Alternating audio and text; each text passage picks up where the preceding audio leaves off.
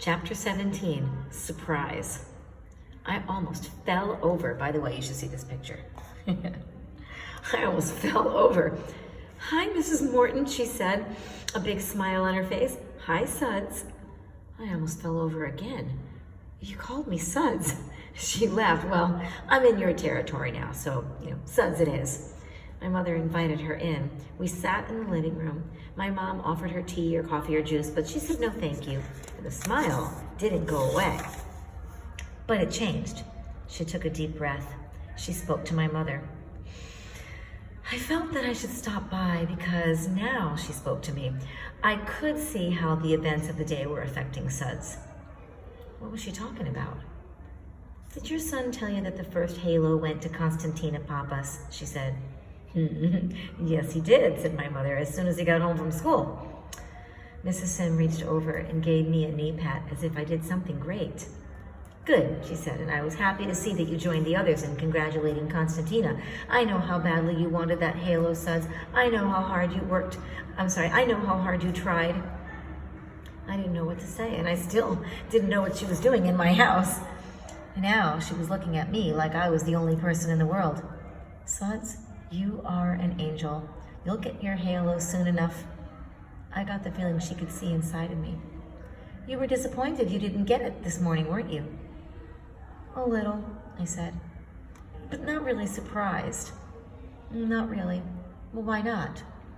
"I thought Darren Tapp would get it." "Ah, Darren Tapp, yes." She looked at my mother. "Another boss angel."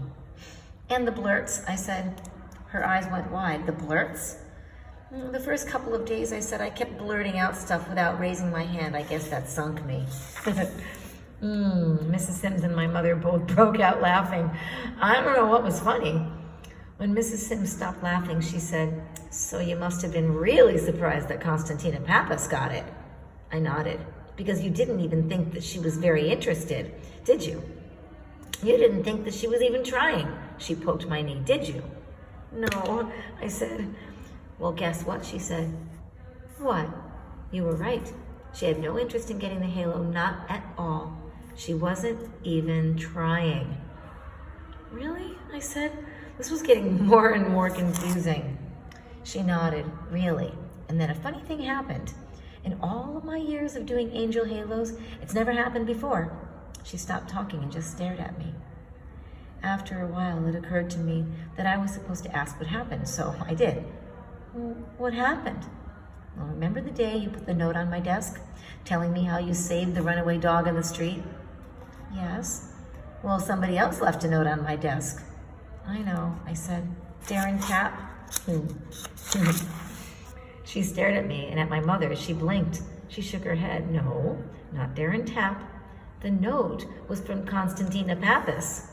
I just stared at her. She leaned in toward me. "Would you like to know what Constantina's note said?" "Okay." She held the note.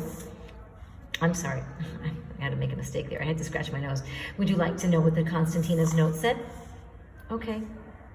"Her note told me the same thing yours did." Oh no, I was confused. I was more confused than ever. "Huh?" I said. "She told me she was up the street that day and she saw the whole thing. She saw how you ran into the street and stopped the little dog from being hit by the car. She said it was such a wonderful thing. You did that. She thought I ought to know. She wanted me to know that you were an angel even after school." Oh, I heard my mother say. I looked at her. Her eyes were glittery. "And that's why I gave the first halo to Constantina Pappas," said Mrs. Sims. "Because yes, she was trying to get the halo, but not for herself, but for somebody else." She smiled. My mom gave a little whistle. She was fanning her face with her hand. Mrs. Sims stood up. "Well, gotta go. Speaking of dogs, it's way past Mr. Moto's dinner time." At the door, Mrs. Sims turned and gave my mother a hug, and then she hugged me. The door was shut when suddenly I thought of something. I pulled the door open. She was almost to the sidewalk. I called, "Mrs. Sims, my mom says that you have spies. Joey Peterson says no. Who's right?" Behind me, my mother was laughing so hard I thought she might get sick, and so was Mrs. Sims. She was wobbling. She hardly made it to her car. I never got an answer. The end.